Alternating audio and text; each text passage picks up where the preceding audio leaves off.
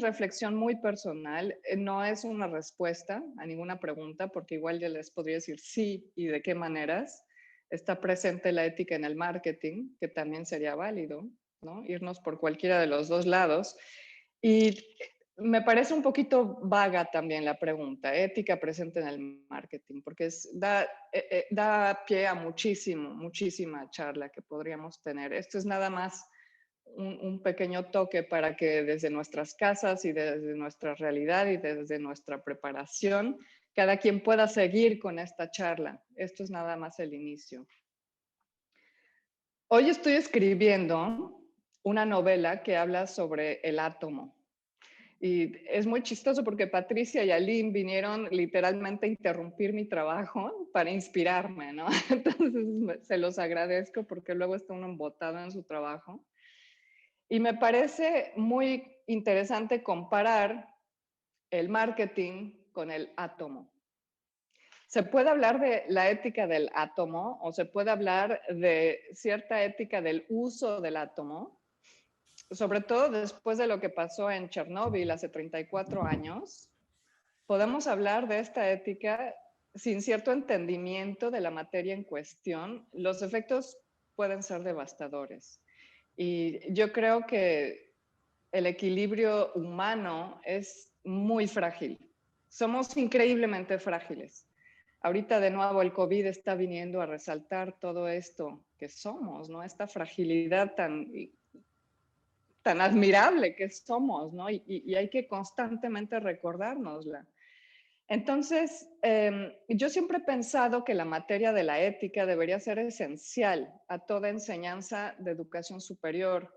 Y siempre me ha sorprendido que hay muchas universidades que han llegado a dudar enseñar ética o enseñar filosofía. Cuando yo estuve en la carrera de filosofía en la Iberoamericana, era un rumor, espero, se estaba hablando de cerrar el departamento de filosofía y esto me parecía totalmente imposible, ¿no?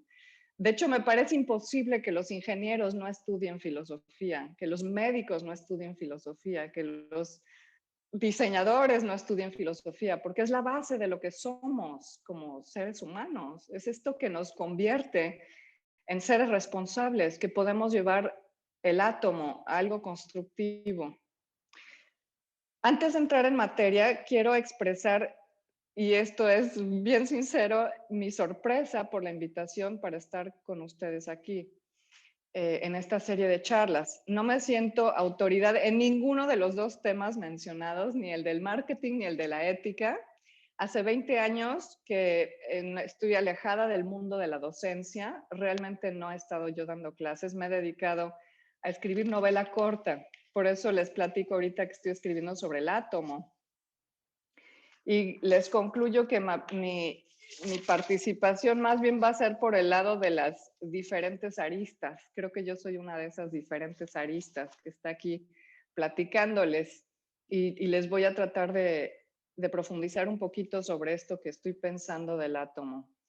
Algo voy a inventar, que en eso soy muy buena, con mis novelas, con la ficción.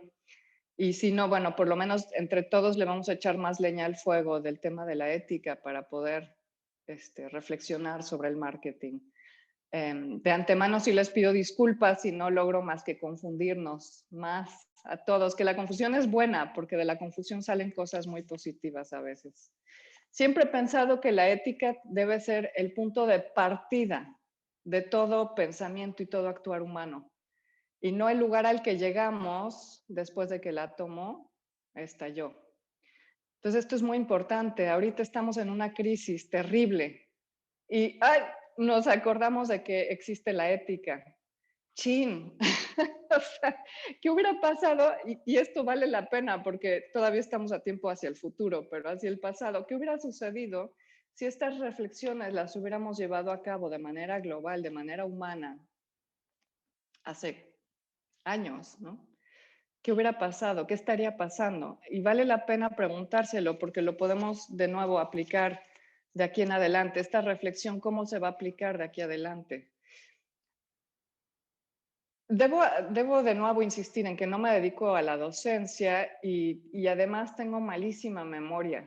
Entonces, es una de las razones por las cuales no me dedico a la docencia. Se me olvidan los nombres de mis maestros favoritos, con toda la pena, de los libros que más me gustan. Esto es una gran ventaja para mi trabajo, es una gran desventaja para la docencia. Es una gran ventaja para mi trabajo, como lo vi en una charla recientemente de la escritora Clarice Lispector, brasileña ucraniana. Ella decía que todo se le olvidaba y todo lo mezclaba en su cabeza, y de ahí salían las historias que ella inventaba.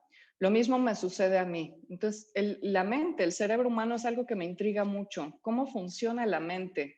¿Cómo funciona la creatividad? Y esto se debe de aplicar al tema de la ética. ¿Cómo podemos inventar soluciones? ¿Cómo podemos buscar opciones para vivir de una manera más ética? Mis novelas juegan con lo particular y con lo universal. Yo uso mucho un estilo de párrafos muy cortos y un lenguaje muy preciso. Mi linaje literario va directo hacia la escuela de Juan Rulfo. Mi maestro de taller literario, el único taller literario que tomé, era alumno y amigo de Juan Rulfo. Y esto me ha enseñado mucho a tener un lenguaje muy preciso. Yo creo que el lenguaje es algo muy importante. Tenemos que poder expresar las cosas de una manera precisa para poder realmente transmitir a la otra persona, al otro individuo, lo que estamos queriendo decir. Yo creo que a través de esto podemos hablar como de una especie de bisturí, que es lo que a mí me gusta hacer cuando escribo novela. Un bisturí en el que entro hacia el alma del otro, del lector, la mía propia cuando estoy escribiendo, y transmito estas ideas. Tengo varias influencias, además de Juan Rulfo, los italianos, Baricò y Tabucchi, que si no los han leído se los recomiendo muchísimo, me parecen extraordinarios escritores. Baricò es contemporáneo, él vive todavía en Italia. Y la parte filosófica, que yo me imagino que por eso Patricia pensó en invitarme a platicar con ustedes el día de hoy, es Albert Camus. Entonces Albert Camus es un existencialista, pues más o menos de mediados del siglo pasado, aunque vivió varios años y influyó mucho con sus reflexiones. Estas reflexiones yo las quiero como repetir, estos son mis papás intelectuales y quiero seguir en el linaje de estos autores. Voy a tratar de transmitirles algunas de las ideas que yo he aprendido de ellos. Uno de ellos es la rebeldía de Albert Camus. Es una rebeldía que es dominante en su obra. Él habla de la necesidad de ser rebelde en contra de las cosas que nos parecen absurdas. Él va más allá, habla del absurdo humano, de la condición humana como siendo un absurdo. Y dice que hay que ser rebeldes al grado de ser felices. O sea, la felicidad sería la mayor rebeldía. Cuando estamos realmente rodeados de estas situaciones que no podemos ni siquiera explicar, del dolor tan grande que no podemos ni siquiera enfrentar porque no sabemos, no tenemos las herramientas para trabajar con él. Él habla de esta felicidad, que no sería una felicidad necesariamente la de irme a tomar una chela con mis cuates, ¿no? O sea, sería una felicidad mucho más social, comprometida. Es una obligación este sentimiento. Y me gusta mucho repetirlo en mi literatura, aunque mi literatura es a veces un poquito oscura, porque a veces nos enfrentamos como seres humanos a una realidad un poquito oscura. La rebeldía de Albert Camus es en contra del absurdo, es en contra del mal, se revela en contra del mal, se revela en contra de las injusticias sociales. O sea, a mí me gusta mucho esta forma de pensar. En pocas palabras, es una rebeldía que busca ser una rebeldía ética. Mi visión literaria, les quiero platicar que dejé el mundo de la docencia un poco después de haber hecho mi servicio social en la Universidad Iberoamericana. Hice mi servicio social y justamente fue un acto de rebeldía. No quería yo solamente pasar la materia de la filosofía, de servicio social, sino quería hacer un servicio social. Y me empecé a cuestionar qué es lo que podía yo hacer para lograr este servicio social. trabajé con niños de la calle durante 1 año y medio más o menos en una institución que se llama Alianza, que se llama, se me fue el nombre ahorita. Alianza, no, se me fue el nombre, ahorita se los digo. El resultado de mi mala memoria, un ejemplo en vivo de mi mala memoria, para los que no me creían.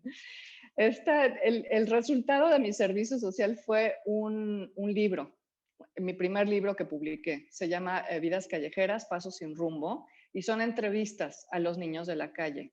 Bueno, tuvo mucho éxito, afortunadamente, este libro, mucho quórum, mucha gente interesada en saber qué está pasando con los niños de la calle. Y esto me emocionó mucho porque me di cuenta de que en realidad todos queremos ayudar de alguna manera. Entonces hay que encontrar el nicho en el que uno puede dar.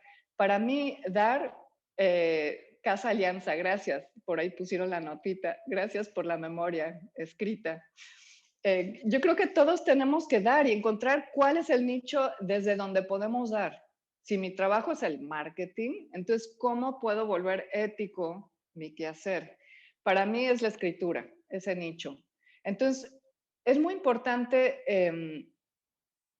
darse cuenta de que cuando uno trabaja desde su nicho, a veces las cosas suceden más fácilmente. Este libro fue increíble, digo, yo tenía 23, 20, no sé cuántos años. Elena Poniatowska de inmediato aceptó hacer un prólogo porque ella también estaba con este tema de los niños de la calle y en apoyar socialmente. Digo, les estoy hablando desde hace 20,000 años, ¿no? Una cosa así. Y Editorial Planeta publicó el libro, tuvo una muy buena recepción, se formó parte de los libros del Rincón, es una colección de Editorial Planeta y se publicó más de 50,000 ejemplares de la obra. Y esto de nuevo fue algo que me impresionó y digo, está muy mal escrito el libro, no lo vayan a leer, no tenía yo ninguna noción de lo que era escribir. Pero lo que sí me di cuenta es de que había interés en el tema y de que estamos abiertos a aprender sobre este tema.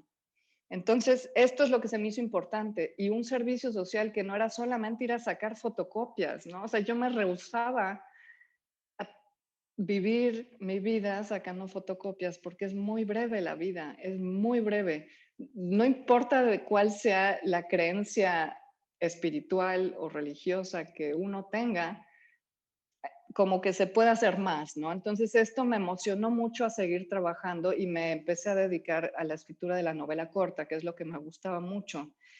Y me empiezo a preguntar, ¿no? Temas como, ¿cómo hacemos las cosas cuando hacemos las cosas? ¿Cómo? ¿Cómo quiero hacerlas, no? ¿Desde qué valores éticos estamos construyendo nuestro actuar? Cada uno de nosotros, no solo en marketing, en cualquier actuar humano, ¿cómo es que hacemos las cosas?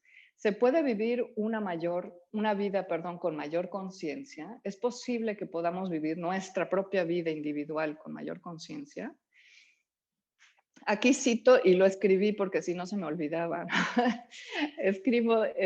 cito a un autor norteamericano, es filósofo, se llama Sam Harris, y él habla en inglés y ayer estaba escuchando un podcast de él, habla de an examined life, una vida examinada, una vida con introspección, que resulta que esta cita viene desde los griegos antiguos, que son maravillosos. Los griegos antiguos ya dijeron todo lo que teníamos que haber escuchado y lo dijeron hace más de 2000 años.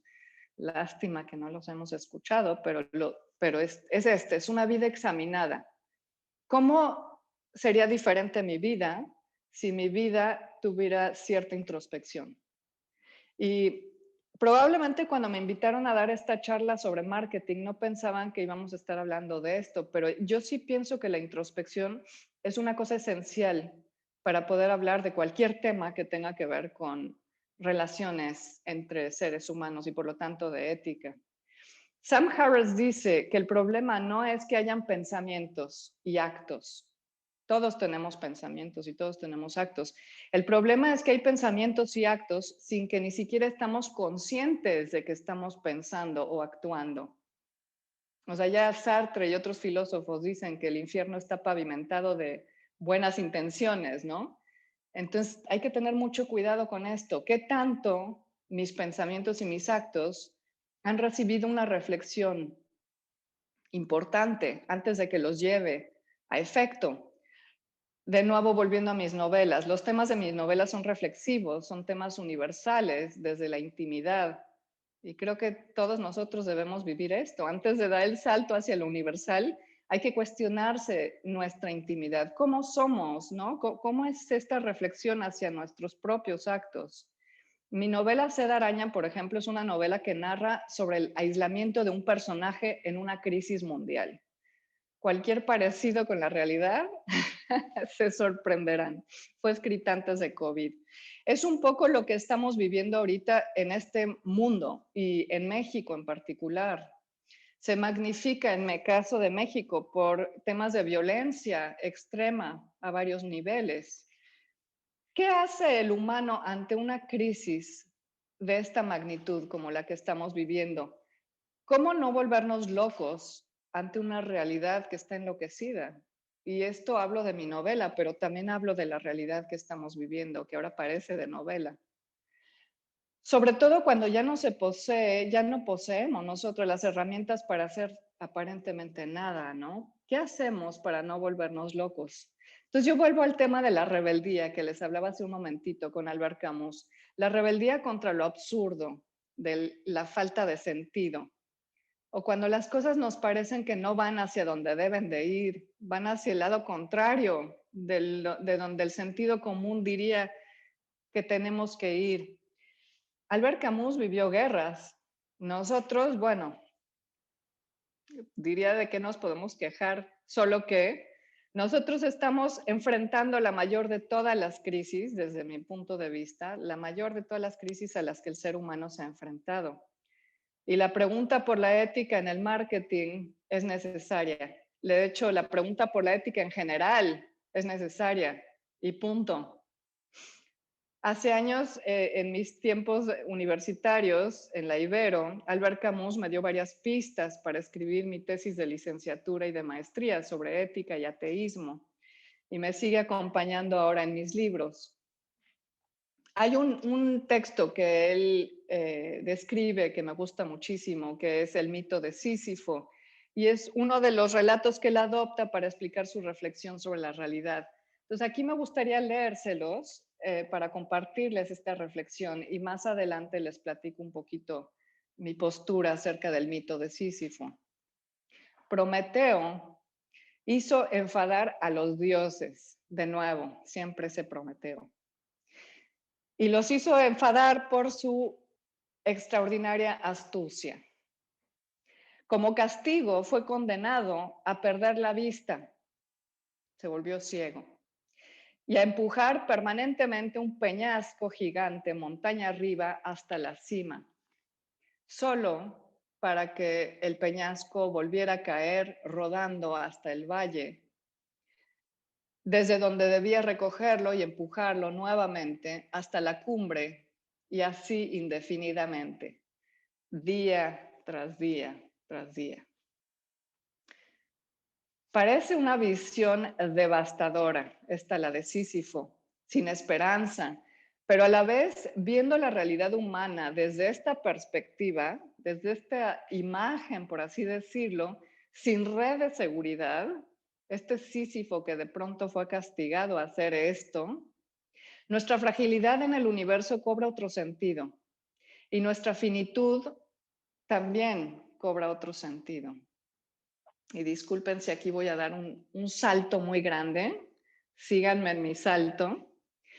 Considero que es ineludible para mi propia reflexión, que estoy tratando de expresarles aquí, dar este salto. Y menciono nuevamente al filósofo Sam Harris,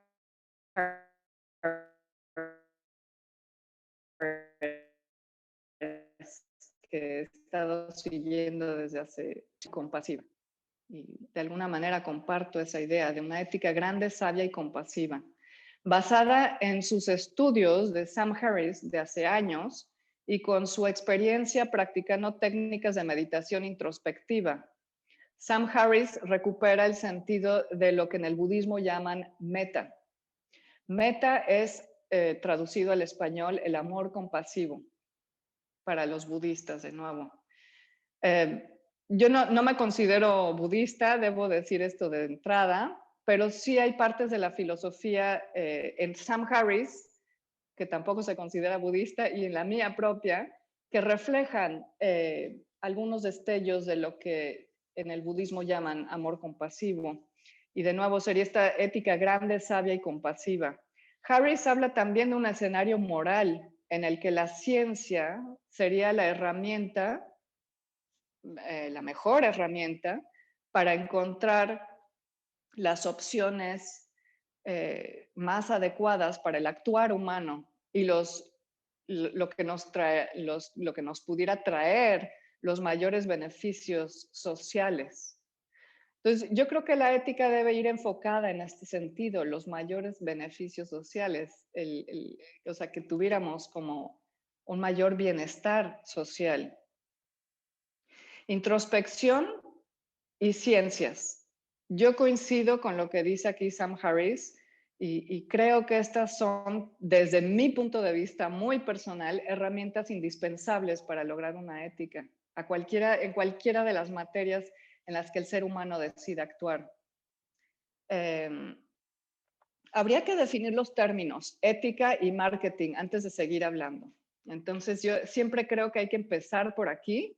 Les di una pequeña introducción de hacia dónde vamos a ir con la charla, pero definamos un poco estos términos. El título de esta charla me parece terriblemente vago.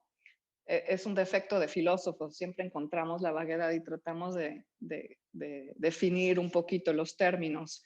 Y considero que es un terreno muy pantanoso también, ¿no? El de la ética y del marketing. Ahorita van a ver por qué lo considero pantanoso. Yo cambiaría el título y lo habíamos discutido Patricia y yo hace unos días. Lo cambiaría a una pequeña reflexión sobre los conceptos de ética y marketing desde la perspectiva de la obra literaria de Antolina Ortiz. O sea, nada que ver con lo que estamos haciendo, que es mucho más pantanoso porque es más vago, los términos están más vagos. Las definiciones entonces. Marketing. Espero que sepan todos los que estudian marketing qué es lo que están estudiando. Es la primera cosa. Marketing es un conjunto de técnicas y estudios que tienen como objeto mejorar la comercialización de un producto. En ningún lugar la definición especifica en nada de cuál es el producto, ¿no? O sea, podemos estar mejorando la comercialización de cámaras de gas para Auschwitz. O podemos estar mejorando la comercialización de vacunas de COVID. O sea, la definición no lo especifica. Se habla de comercializar un producto. Marketing. Ética. Ética es un conjunto de costumbres y de normas que dirigen o valoran el comportamiento humano en una comunidad. La ética o filosofía moral es la rama de la filosofía que estudia la conducta humana, lo correcto, lo incorrecto, lo bueno, lo malo, lo moral, el buen vivir, la virtud, la felicidad y el deber. Aristóteles fue el fundador de la ética. Estas dos definiciones las tomé del internet, seguramente pueden ser ampliadas, seguramente. No, de nuevo, no son mi especialidad de estudio, pero las tomé del internet. Entonces, ética es la segunda definición que estamos viendo y volvemos al problema de Sísifo. Me gustaría que recordemos a nuestro Sísifo ciego empujando su piedra hacia la cima de un monte. Lo que representa este mito es nuestra propia ceguera, nuestra propia ignorancia. El estudio de la historia nos da innumerables ejemplos de sociedades que se impusieron valores autodestructivos o destructivos hacia una parte de la sociedad, que viene siendo lo mismo. Si yo destruyo una parte de mi sociedad, estoy destruyendo a mi sociedad, porque todo está ligado, todo está relacionado. El balance de una sociedad implica el mayor bienestar posible de la mayor parte posible de sus habitantes, y cabe hacer énfasis inmenso aquí, inmenso, en que no me refiero solo a los seres humanos, me refiero a los seres que conforman esa sociedad. Y creo que ahorita que estamos en plena crisis ecológica, cobra total sentido lo que estoy diciendo. Una sociedad que destruye y mata y maltrata a lo que llamábamos esclavos, a las mujeres, a los animales, a los bosques, al mar, ¿cómo va a lograr un equilibrio ético? O sea, realmente se tiene que pensar en todos los seres que la conforman y esto es esencial. Creo que se entiende claramente, ¿no? Ahorita estamos en un momento en el que tenemos esta objetividad que probablemente hace 200 años o 2000 años en las mismas sociedades griegas no lo tenían. En todo caso, habiendo definido los términos, y aquí vuelvo a insistir, puedo concluir satisfactoriamente, y esto va para Patricia Gutiérrez Franklin, que no soy la persona indicada para dar esta charla. Pero bueno, aquí estoy y estamos compartiendo un momentito de vida y ojalá podamos formular más preguntas que respuestas, que de eso se trata, ¿no? Más que dar una respuesta a la pregunta de esta charla. Insisto, mi reflexión es muy personal y es muy limitada y les agradezco la paciencia de escucharme. Los invito a seguirla desde ustedes mismos, desde su realidad y desde sus limitaciones, que todos las tenemos. Al final de esta charla compartiré una bibliografía y si les interesa pueden seguir con las lecturas que a mí me han parecido sumamente interesantes. Los invito también a leer mis libros que están inspirados por estas dudas que he tenido constantemente sobre el tema de la ética, sobre el tema de la intimidad, cómo se ve afectada por la universalidad y viceversa. Nos vemos constantemente afectados por lo que pasa allá afuera y nosotros afectamos lo que pasa allá afuera. Constantemente lo estamos afectando. Los invito a vivir una vida en la que se observen a ustedes mismos, una vida de introspección. Porque, insisto, el problema no es que tengas pensamientos y actúes conforme a ellos. El problema es que tengas pensamientos y actúes conforme a ellos sin que ni siquiera estés consciente de que estás pensando. No estás consciente de que estás actuando, no estás consciente de que estás sintiendo. Nos pasamos la vida sin darnos cuenta. Y es ese darnos cuenta lo que puede cambiar realmente el actuar en el mundo. Es lo que puede generar realmente esta ética. Uno actúa éticamente porque es la manera de crear una sociedad sana. Digo, para pronto, ¿no? ¿Por qué? ¿Por qué actuar sano? ¿No? Perdón, ¿por qué actuar éticamente? Y no lo contrario, ¿no? ¿Por qué no volvernos de plano las peores personas y dañar a toda la gente que nos rodea para beneficio propio? Es más sano vivir éticamente, a la corta y a la larga. A veces un poquito más a la larga que a la corta, ¿no? Pero sí, es lo que nos conviene, es lo que nos conviene. Por eso buscar una ética es algo que funciona, porque conviene. Ser bueno o ser malo no es algo que se es. Y esto me gusta insistir. No es de que yo sea buena o mala persona, es algo que se hace, como Sísifo, empujando su peñasco todos los días hacia arriba de la montaña. Son decisiones que se toman constantemente. No es yo ya soy ética y mi marketing que genero en mi compañía es ético. Es una decisión que se toma constantemente. Sísifo empujando su roca hacia la cima cada montaña. No es ni bueno ni malo, no sé, es ético, es un actuar constante, es un esfuerzo, es una decisión constante, es un discernimiento. Se puede ser santo con o sin Dios, como sugiere Albert Camus, pero el esfuerzo es constante. Se puede actuar éticamente, sí se puede, pero implica un trabajo constante. Y pues el ejemplo muy sencillo, no me lavo las manos una vez en la vida y ya me las lavé, ya están limpias, me las tengo que lavar cada vez que es necesario. Y de igual manera examino mi vida a cada momento. Sí es un esfuerzo. Yo he participado en algunos retiros de introspección, de meditación, y justo ayer platicaba con mis hijos y les decía que a mí me da terror cada vez que decido ir a uno de estos retiros, encerrarme 10 días a no hablar con nadie y a observarme para ver qué burradas estoy haciendo ahora. Me da muchísimo miedo porque enfrentarse uno a sí mismo es muy difícil. De pronto no nos caemos tan bien De pronto nos caemos bastante gordos y por obvias razones, pero hay que enfrentarlas, hay que realmente vivir esta vida de introspección para poder luego decir, me equivoqué y se puede hacer esto de una mejor manera. Por eso también para mí escribir es una maravilla, porque la imaginación me permite todos estos caminos que puedo inventar. Todos nosotros tenemos esa imaginación, no se le da a veces suficiente valor a la imaginación, pero es una herramienta invaluable.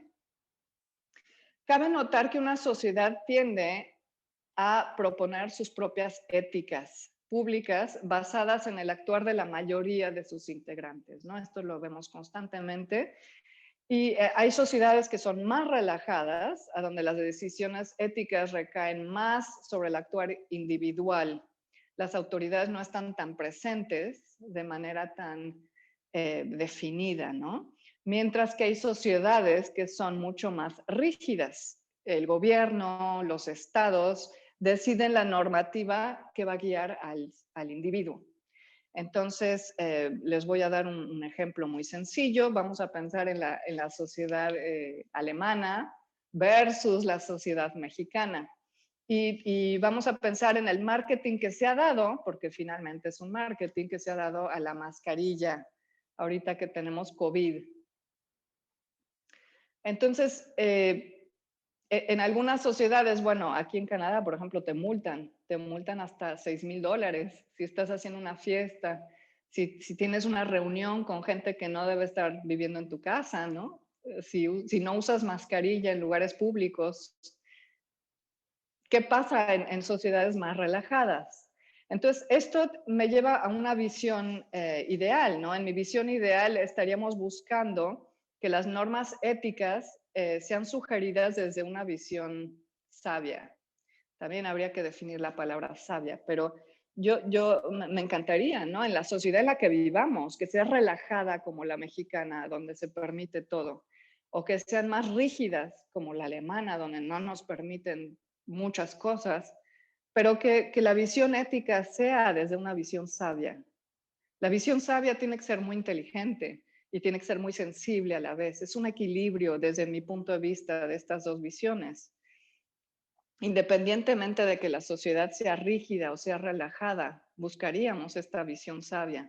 En mi visión ideal, de nuevo, la sociedad no sería nunca ni tan relajada que nos permita abusos, que es lo que vemos en México ahora, a donde prácticamente no hay como una autoridad que esté regulando el actuar humano.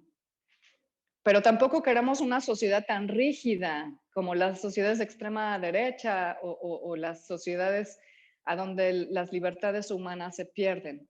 Entonces, este equilibrio es muy importante y se refleja igualmente en el marketing y en todas las demás quehaceres humanos, ¿no?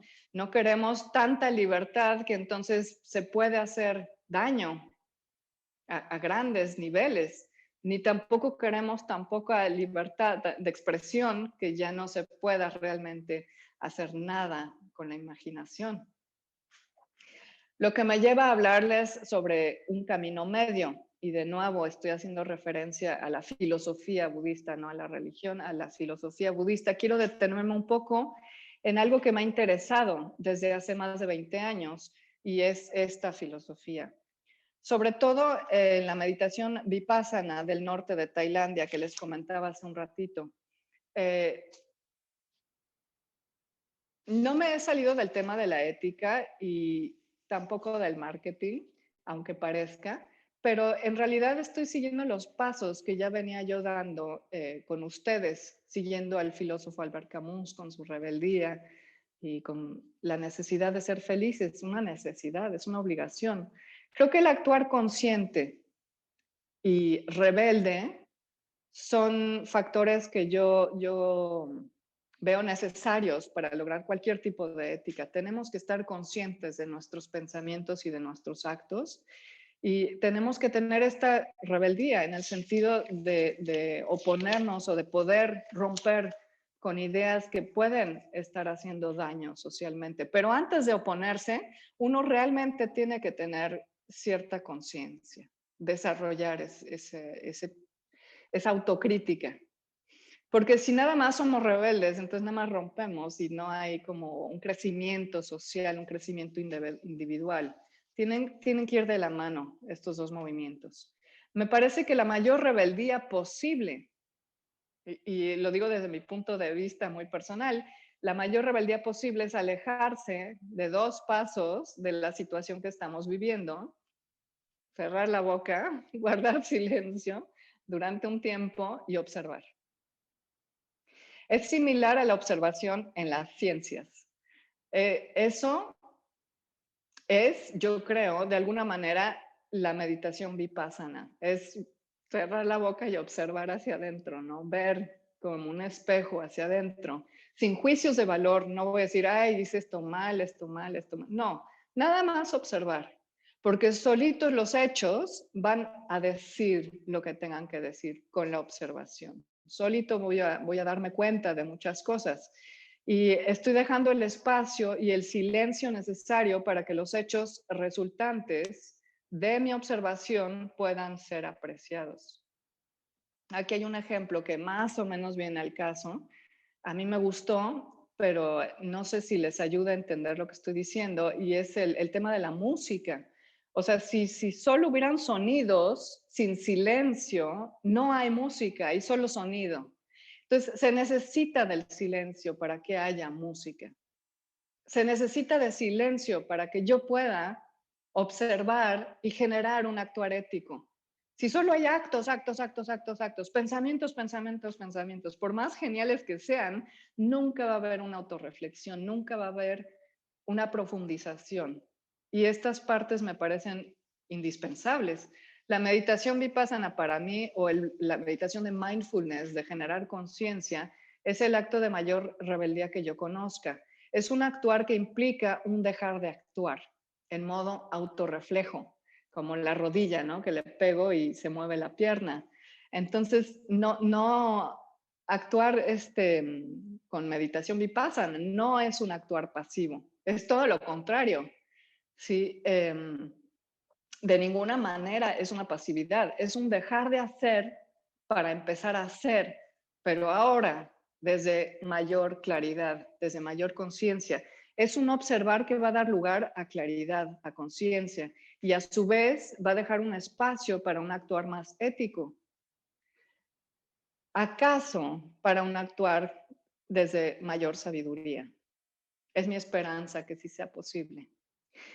El cuerpo de mi obra literaria, volviendo a mi trabajo, que es donde me siento más segura para hablarles a ustedes desde este espacio, busca de nuevo ser este bisturí que abre hacia reflexiones profundas.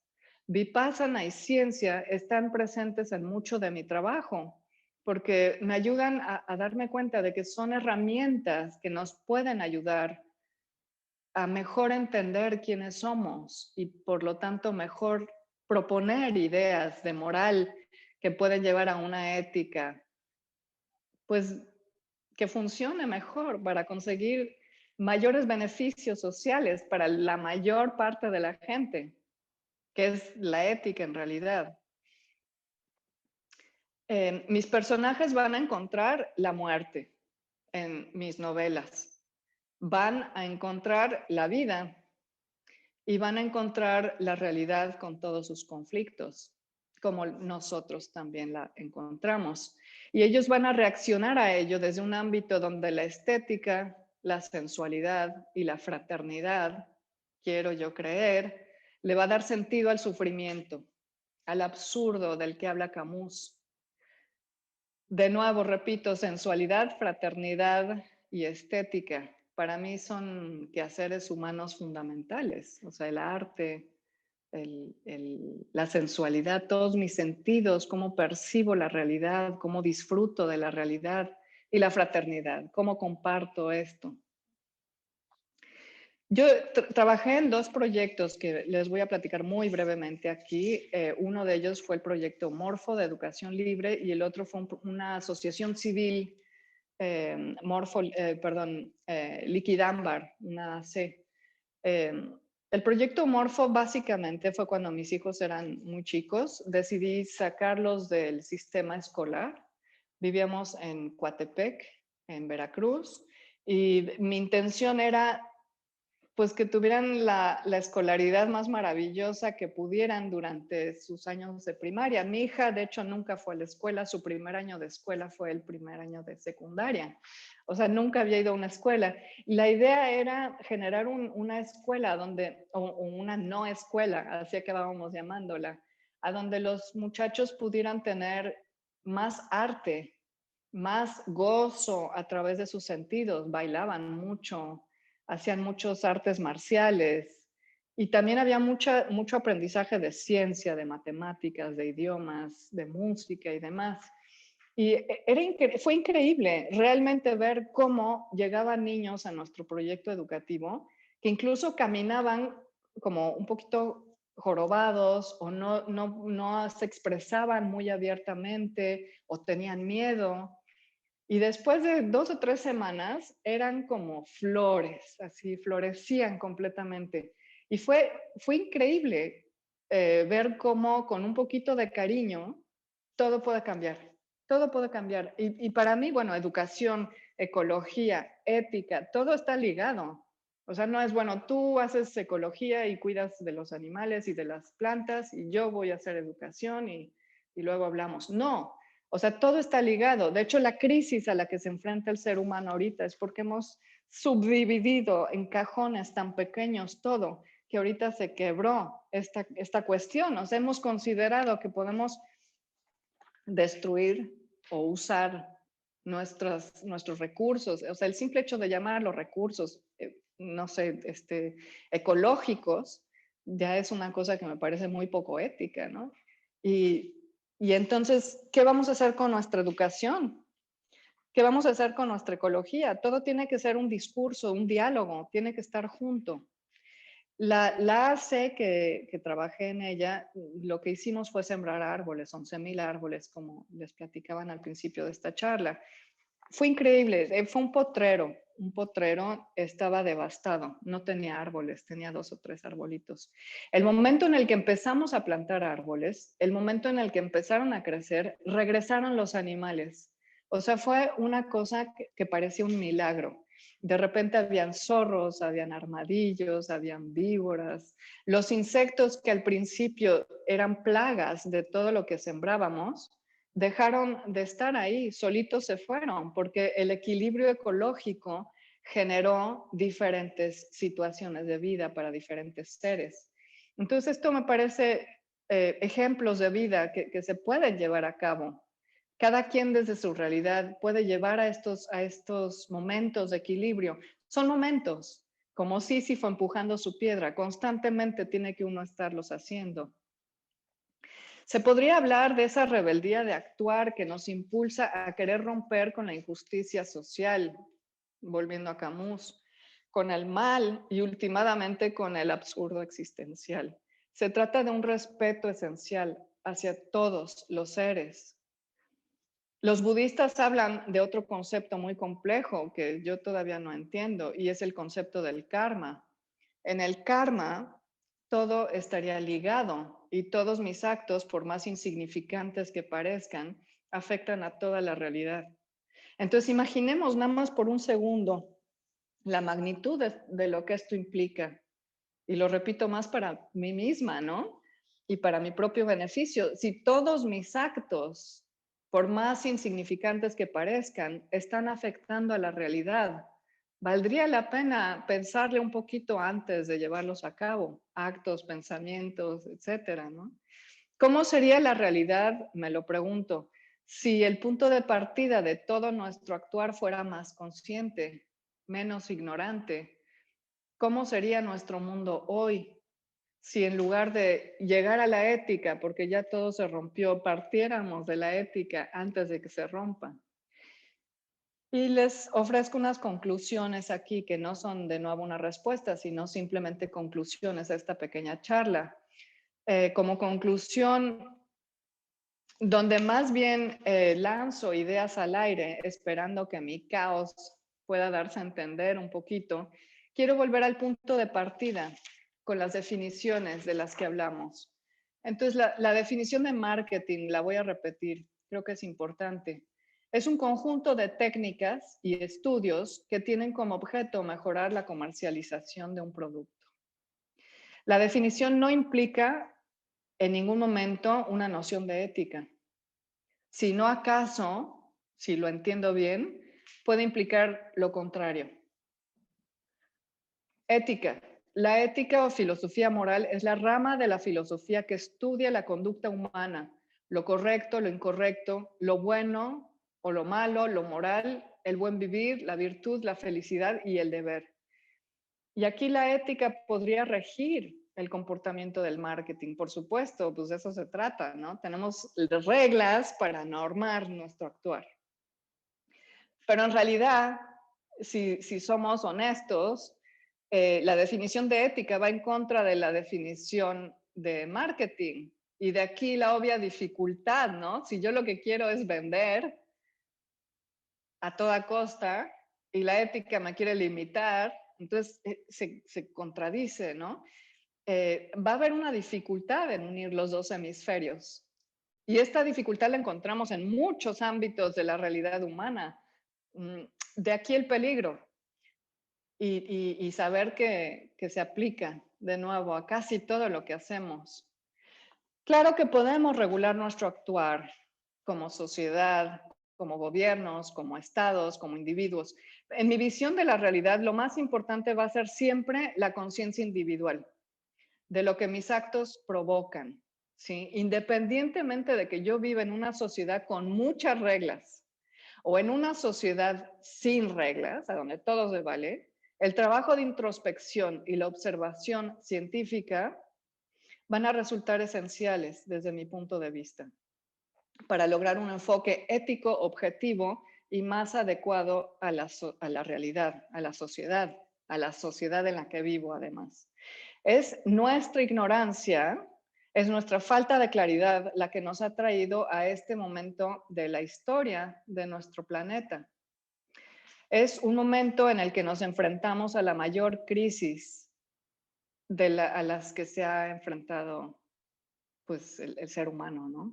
Es una ética global y hablar de ética se vuelve absolutamente esencial si es que nos queremos salir de esta con un poquito de suerte. Gracias a todos por estar presentes. Espero que no los haya confundido con todo este giro que hicimos, pero también son temas importantes que hay que sacar a la luz. Gracias por esta oportunidad de reflexionar juntos y los escucho si es que tienen algún comentario. Preguntas ya vimos que no hay respuestas, pero comentarios podemos seguir con la charla un poquito. Antolina, hay algunas preguntas Sí. con relación, de acuerdo, muchos están de acuerdo contigo, de acuerdo, la filosofía debe de ser para todos. Entre ellos, Adriana Bonifaz, que viene de la Universidad Antonio Ruiz de Montoya, que está en el Perú, y dice que ellos en su formación, en términos generales, van acompañados con la filosofía. Qué padre. Un segundito, estoy leyendo las... Me encanta ese comentario que hiciste en cuanto a la ciencia. Tere del Bosque te hace una pregunta. Toda ética está centrada en un valor esencial y establece una escala de valores que rige pensamiento y conducta. ¿Cuál sería, a tu juicio, el valor primario y los secundarios necesarios hoy para una mejor ética social? No, lo que pasa es que yo justamente no puedo contestar esa pregunta. Habría que reunir a un grupo de personas expertas y yo sinceramente pienso que hay que tener a personas que hagan trabajo de introspección y a científicos dentro de esa mesa redonda para establecer esto que estás preguntando. O sea, yo te puedo decir lo que a mí me hace sentir un ciudadano más responsable, pero ya para regularlo de una manera global en un país o en una comunidad o en un estado, se vuelve muy complicado. La pequeña comunidad que tuvimos, educativa o no educativa, porque nos salimos de todo sistema educativo en Veracruz, fue un ejemplo preciso de lo que te estoy tratando de decir, y es, no, no es tan fácil, no es tan fácil llegar a acuerdos de comportamiento. O sea, éramos 30 familias y era tan difícil ponerse de acuerdo sobre temas relativamente sencillos como la puntualidad. O sea, como habían muchachos que llegaban media hora después de que la clase hubiera empezado y el maestro tenía que volver a empezar todo lo que había explicado para recibir a este muchacho. Entonces, hay temas tan sencillos. O sea, definitivamente tiene que haber una regulación ética, pero esta regulación ética tiene que estar hecha por personas que saben de lo que están hablando. No podemos nada más decir, así van a hacer las cosas. Sí vamos a usar máscara en la calle porque X razones, o no, nadie va a usar máscara en la calle cuando hay COVID por X razones. Estas decisiones tienen que estar hechas desde un punto de vista científico y desde personas que son expertas en el tema. No podemos nada más pensar y actuar sin que haya una reflexión. Esto me parece muy, muy, muy importante. Por eso, cuando Adriana Bonifaz mencionaste que en tu escuela sí hay clases de filosofía o de ética constante, me parece esencial. Yo creo que es que así debe ser. ¿Cómo podemos, cómo? Díganmelo, porque yo no sé, ¿no? ¿Cómo podemos desear una mejor sociedad si no estamos reflexionando en cómo podemos lograr una mejor sociedad? Y las personas que lo pueden decidir tienen que ser personas que saben de lo que están hablando. Me acuerdo que al principio de la pandemia, parece que fue 10 años, hace 10 meses, le preguntaban a un entrenador de fútbol, y yo sé de fútbol porque mi hijo sabe de fútbol, si no, no sabría nada de esto, pero le preguntaron que qué opinaba sobre el COVID. Y él dijo que, o sea, él es entrenador de fútbol, o sea, ¿qué le andan preguntando a él? Regreso, perdón, Patricia, que me alargué un poquito, pero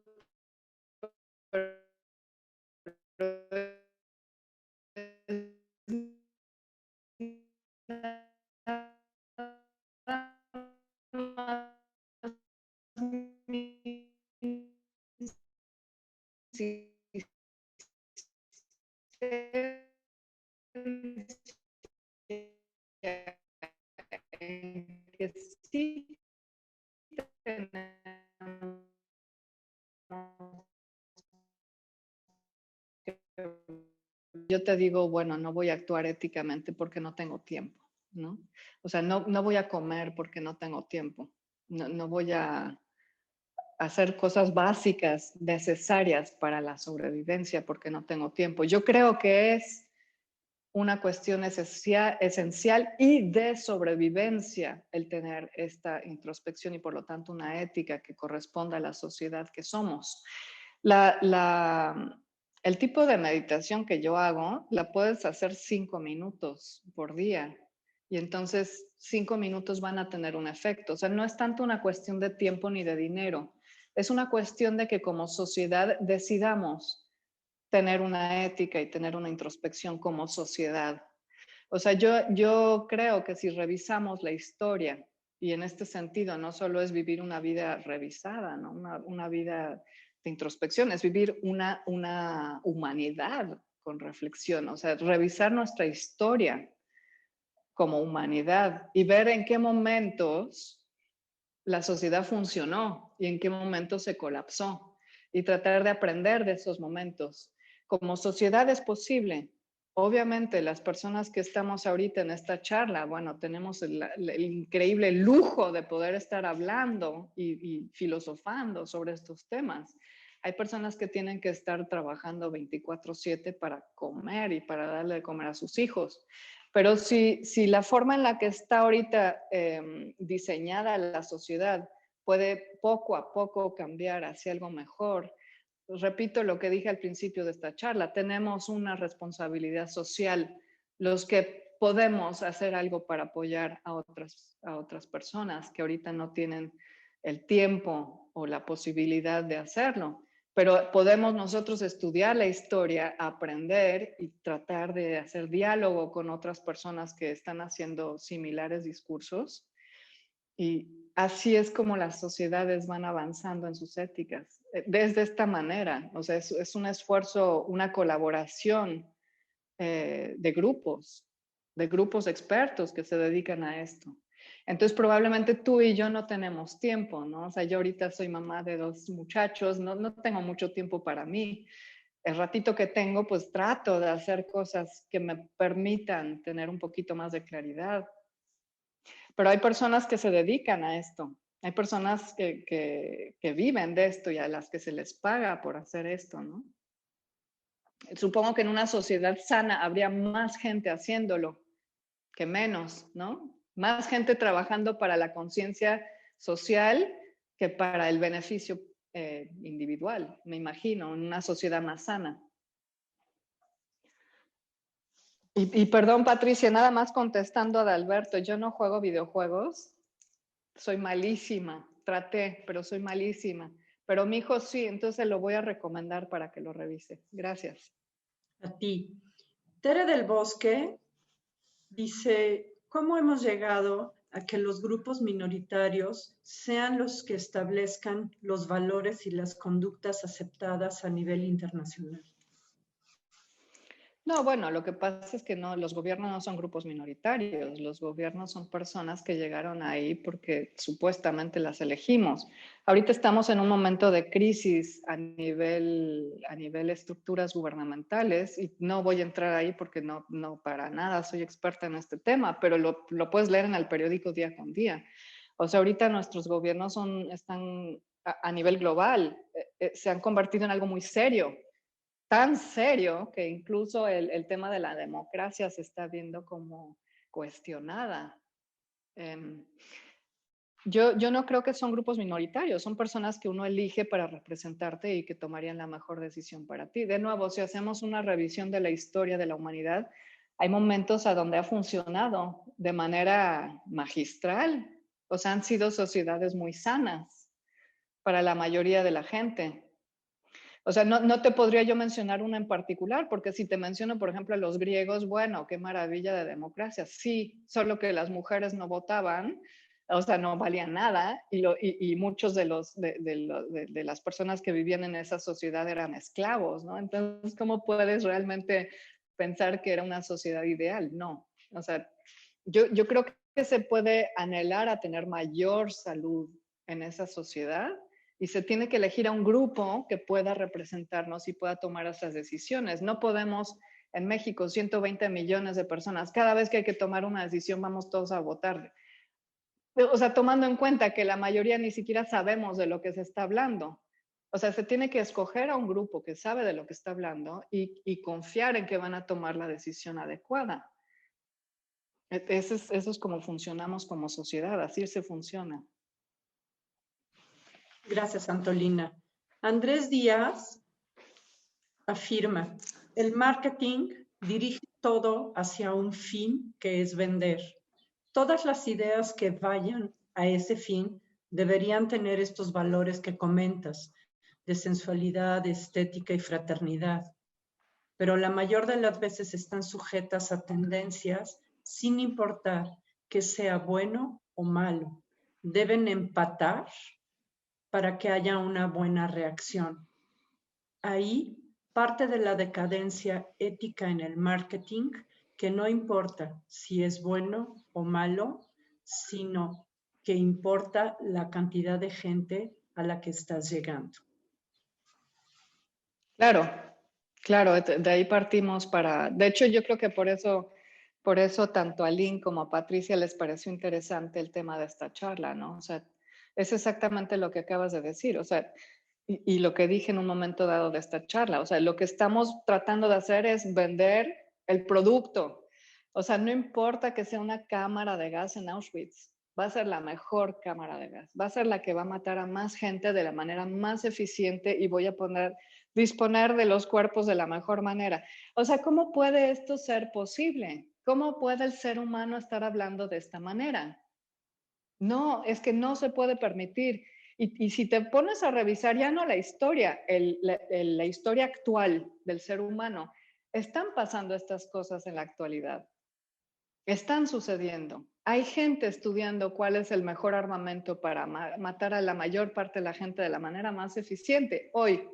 Entonces, este actuar ético, este hablar ético es primordial y siempre ha existido en el actuar humano, siempre ha sido un debate. O sea, Aristóteles vivió hace 2000, no sé cuántos, 400 años, no sé cuántos años vivió, pero él ya estaba preocupado por la ética.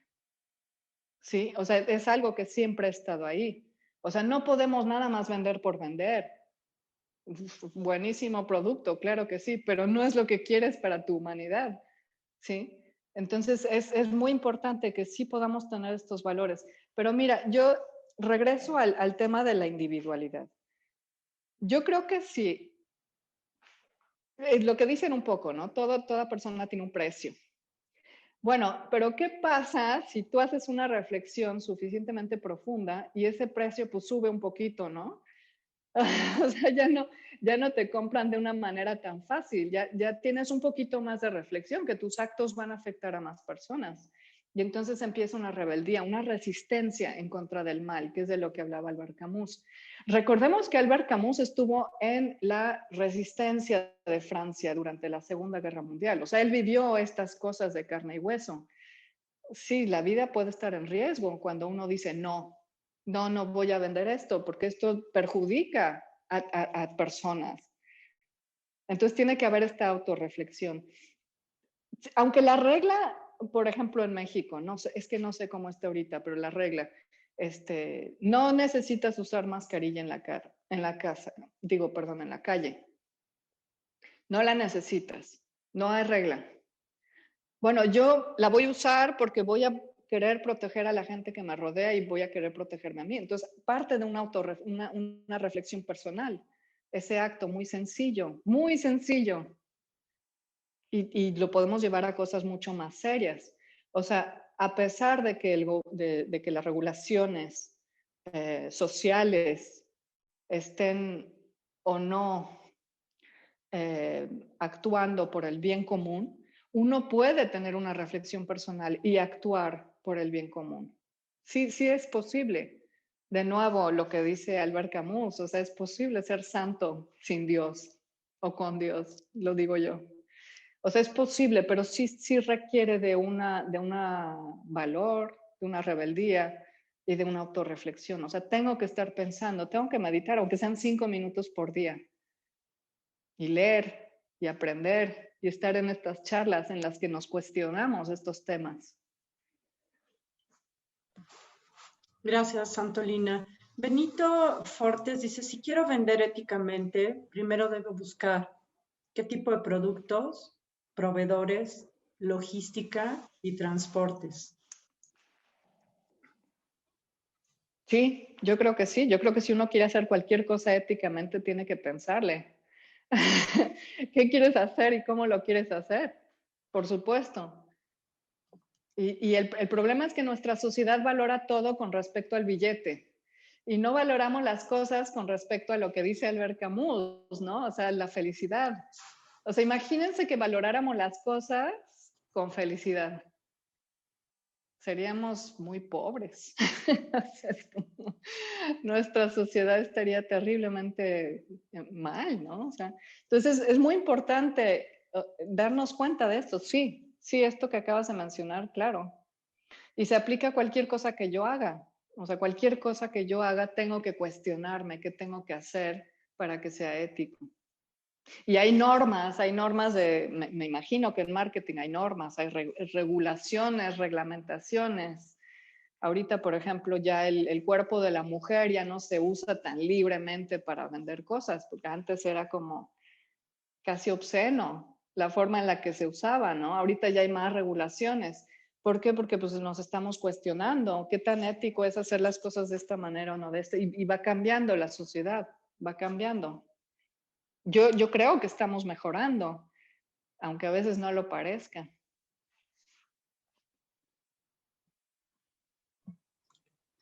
Para Arturo Preciado, considera le parece muy absolutista decir que la mercadotecnia es lo contrario de la ética. Sí, a mí también.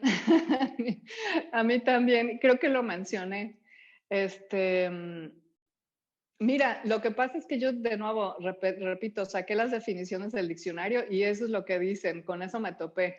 Entonces la reflexión parte un poquito de las definiciones tal cual, ¿no? Entonces, en la vida real no somos definiciones tal cual, en la vida real pues hay distinciones. Entonces, por supuesto, si tú te vas a una sociedad más rígida, de nuevo, tomando un ejemplo, yo nunca he vivido en Alemania, pero tomo el de Alemania porque sé que trabajan de una manera un poquito más reglamentada que en México. Te vas a encontrar que el marketing, la ética del marketing está más regulada. O sea, hay cosas que se permiten y cosas que se censuran, cosas que no se permiten. Hay cosas en las que ni siquiera se les ocurriría a la gente que está haciendo marketing. Y luego hay otros mercados a donde, ay, qué buena idea hacer esto, ¿no? Pero pues probablemente es algo cero ético que estás dañando. O sea, un ejemplo de México, cuando yo estuve creciendo, de nuevo ahorita llevo muchos años sin vivir en la Ciudad de México, pero cuando yo estaba creciendo, los anuncios que se veían en la calle, todo el tiempo eran de personas de piel clara.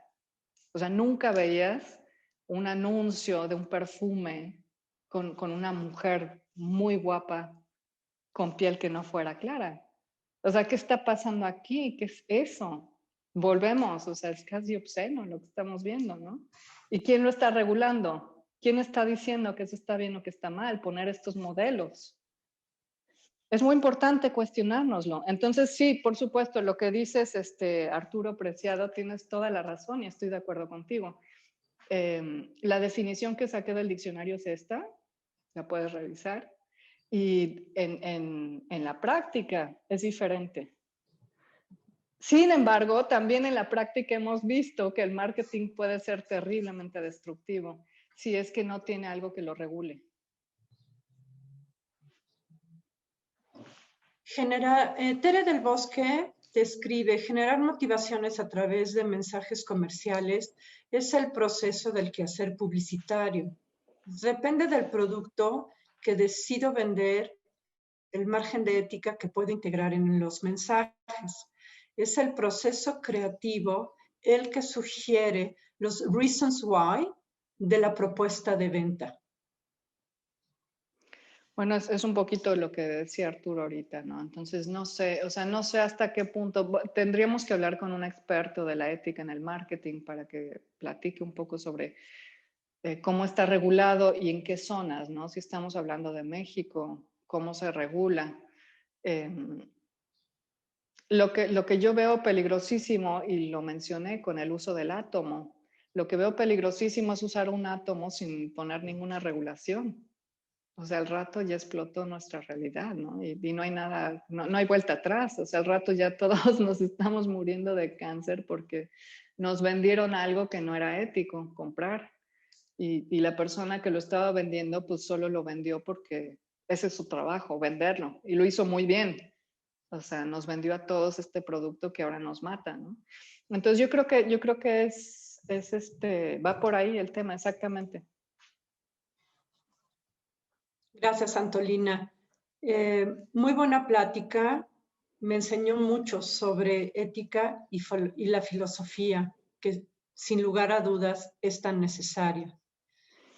Fernanda Hernández dice, qué bárbara, Antolina, despertaste mi interés por este lado del bien vivir, bien hacer, bien pensar, bien actuar. Excelente, no cabe duda que hay mucho por hacer. Están pidiendo que nos compartes la bibliografía que tienes, por favor. Nos las puedes mandar, Antolina, y nosotros con mucho gusto la compartimos o en el chat la podemos poner. Sí. Me encantó Con la muchísimo plática. gusto. Erika Olvera es quien dice, wow, me gustó mucho. También Moni Andreu, wow, me encantó cómo abordaste el tema. Muchas gracias. ¿Recomiendas algún libro sobre esto? Les hago llegar la bibliografía, Patricia, con muchísimo gusto. Muchas Son gracias, libros que a mí me han Antolina. inquietado mucho. Sí.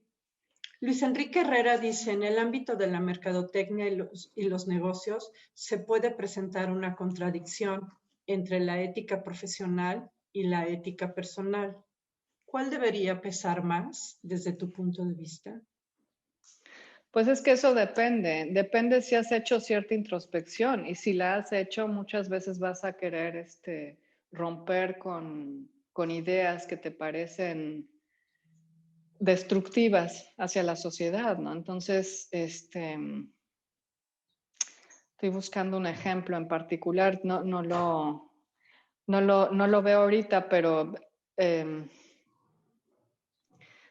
pues no sé, por ejemplo, matar animales, ¿no? O sea, ahorita que se habla mucho de este tema, o sea, tú eres vegetariano, ¿vas a ir a trabajar a un matadero? Pues probablemente no. O si vas a trabajar en el matadero, vas a escoger uno que lo hace de maneras más éticas, si es que se puede hablar de esto. O sea, no sé, habría que de nuevo hablar con expertos, ¿no? Si es que se puede hablar de esto, siquiera, tal vez ni siquiera se puede hablar de esto. Pero yo pienso que la cuestión individual es de donde sale todo. O sea, no es de que haya algo global, abstracto que nos maneje. O sea, todos somos personas. Todos podemos realizar un cambio, pero tiene que haber esa introspección. Entonces, si tú ya sientes que ya no funcionas en tu compañía de mercadotecnia, porque sientes que lo que están haciendo no va en contra, no va a favor, perdón, de una sociedad en la que habitas o de una comunidad a la que apoyas, entonces obviamente la parte individual es la que va a generar un cambio que se va a volver luego global. Sí, o sea, el tema, por ejemplo, de la violencia en las mujeres ahorita, o sea, los cambios se están dando desde el particular hacia lo universal y lo universal también afecta a lo particular, es algo que va y viene. Gracias, Antolina. Nash González nos dice, fantástico enfoque para el momento tan paradójico que estamos viviendo. Nada debería de vislumbrarse sin una ética del bien común. Esta visión es la que ha hecho falta y la que nos ha llevado al punto en el que estamos tan complicados. Nicolás Abreu, muchas gracias por compartir tus reflexiones, Antolina. Me aportan mucha luz. Excelente presentación. Nancy García, a mí me interesa usar el marketing para potenciar la promoción de la lectura. Si vender libros para mantener una industria editorial y dar un escaparate a escritores para que den a conocer sus obras. Muchas de ellas, a ver, perdónenme, pero entró un mensaje y que me tapa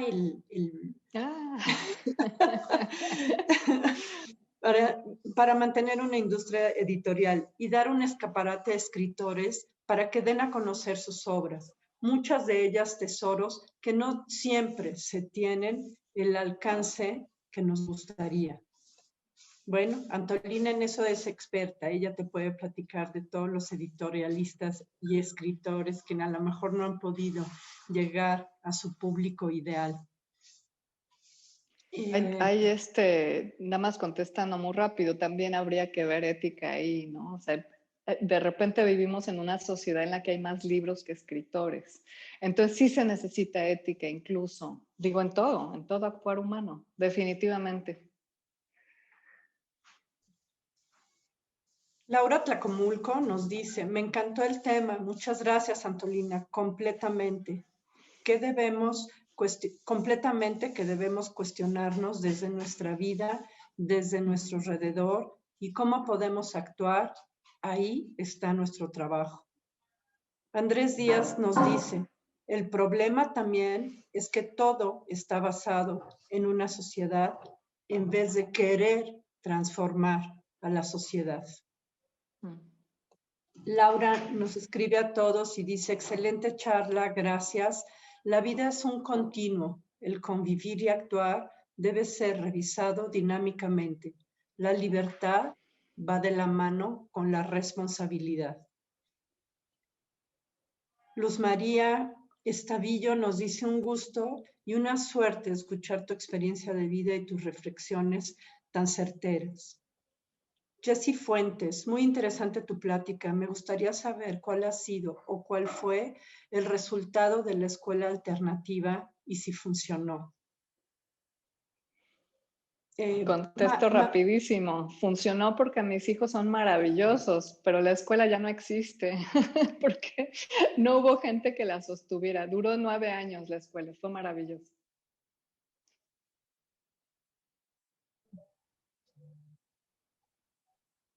La introspección es fundamental en nuestras vidas. No podemos vivir como en caída libre. Tengo estudiando desde hace varios años budismo y es uno de los principios básicos de la ética.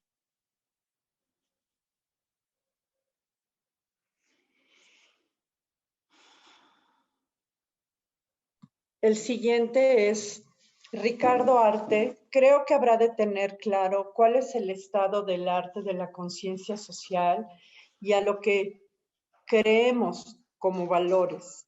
Por ejemplo, un segundo para poder leer aquí. Por ejemplo,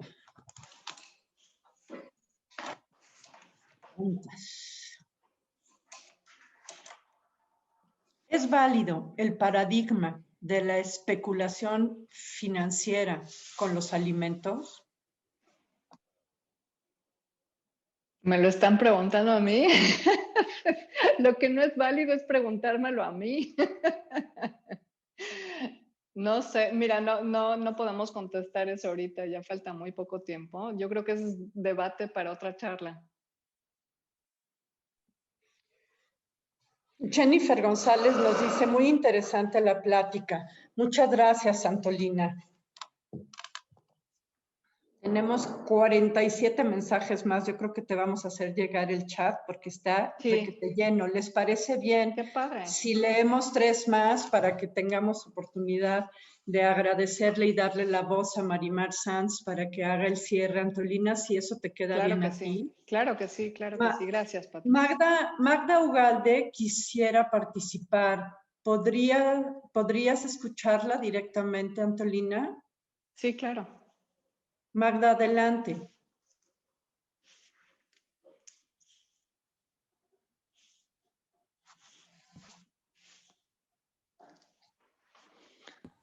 Hola, muy buenos días a todos.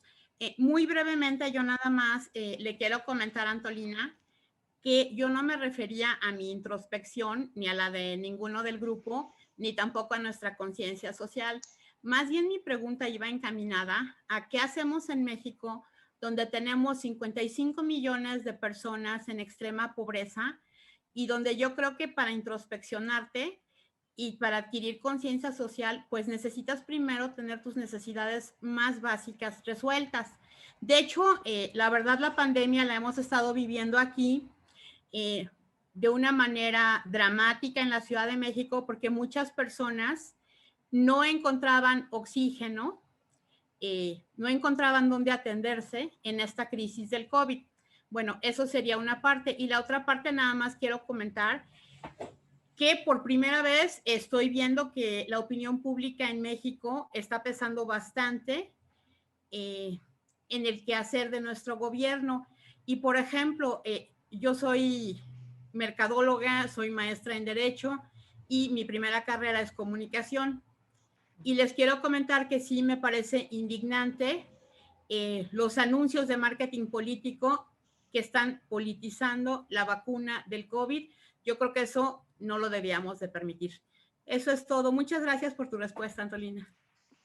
Gracias a ti, perdón, Patricia, si puedo nada más permitirme un breve comentario, Magda. Estoy bien de acuerdo con lo que estás diciendo. Estoy totalmente preocupada y descorazonada con todo lo que está sucediendo. Justamente por eso dedicaba yo esta charla a mi amiga Úrsula, que es la que me mantiene al tanto de lo que está pasando en México.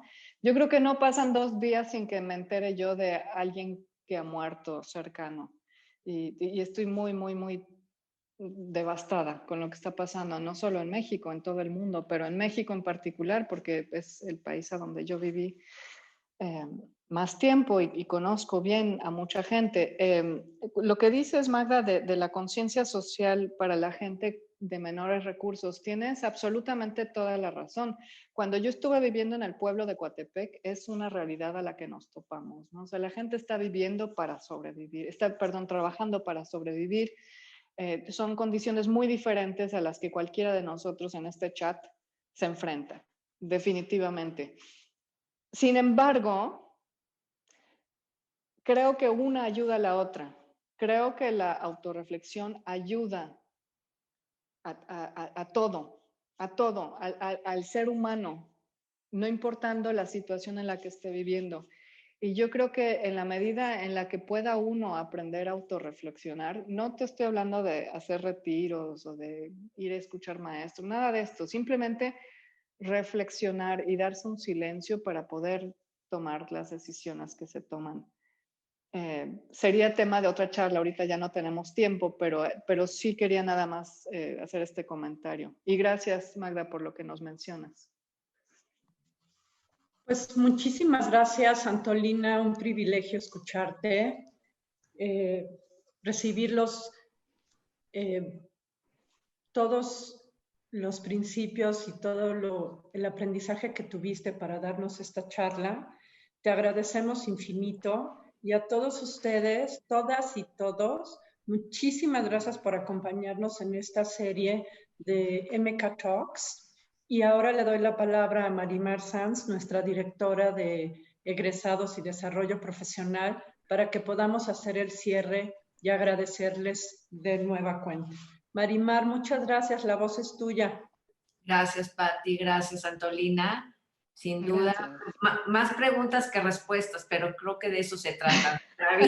Sí. ¿No? Y este es un tema muy, muy ibero, ¿no? Siempre estar cuestionándonos, lo cual te agradezco muchísimo que hayas tenido este tiempo para nosotros. También agradecerles a cada uno de ustedes por esta hora y media de reflexiones, sobre todo, sobre nuestro quehacer en la sociedad. Y bueno, por parte de la Dirección de Egresados, me gustaría darte un reconocimiento, te lo voy a leer y ya te lo haré llegar por correo, pero dice la Dirección de Egresados y Desarrollo Profesional y la Coordinación de la Maestría en Mercadotecnia y Publicidad otorga el presente reconocimiento a Antolina Ortiz Monroe por su valiosa participación como componente al ciclo de la conferencia Storytelling con el tema Ética presente en el marketing, aunque yo sé que el título no te encantó. Firma la doctora Lynn Moreno y firmo yo como parte de la Dirección de Egresados, Ciudad de México, 19 de enero del 2021, y muchísimas gracias a todos. Por favor, estén presentes en los siguientes episodios y bueno, también en toda la agenda que estamos sacando desde la Dirección de Egresados, y todas las sugerencias, comentarios siempre serán muy bien recibidos, y que tengan un excelente inicio de semana corto porque el lunes no trabajamos. Muchas gracias. Gracias. Antolina, muchas gracias. Gracias, Patricia. Hasta luego. Gracias.